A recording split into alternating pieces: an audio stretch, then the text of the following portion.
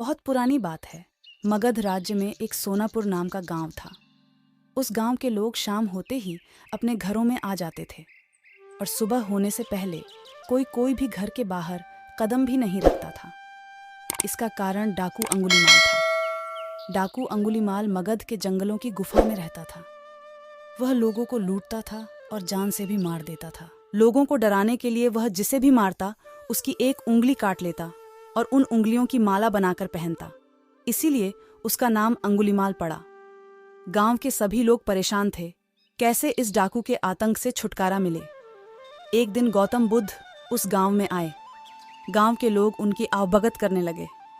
गौतम बुद्ध ने देखा कि गांव के लोगों में किसी बात को लेकर दहशत फैली है। तब गौतम बुद्ध ने गांव वालों से इसका कारण पूछा।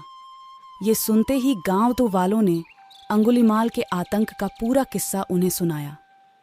अगले ही दिन गौतम बुद्ध जंगल की तरफ निकल गए।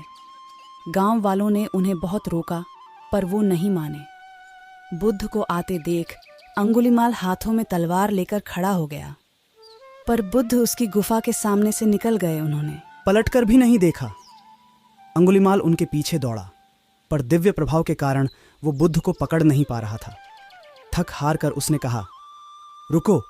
बुद्ध रुक गए और मुस्कुराकर बोले, मैं तो कब का रुक गया, पर तुम कब ये हिंसा रोकोगे? अंगुलीमाल ने कहा, सन्यासी, तुम्हें मुझसे डर नहीं लगता? सारा मगध मुझसे डरता है। तुम्हारे पास जो भी माल है। ने कहा, बस इतनी सी बात, मैं तो पूरा पेड़ उखाड़ सकता हूँ। अंगुलीमाल ने 10 पत्तियां तोड़कर ला दी। बुद्ध ने कहा, अब इन पत्तियों को वापस पेड़ पर जाकर लगा दो।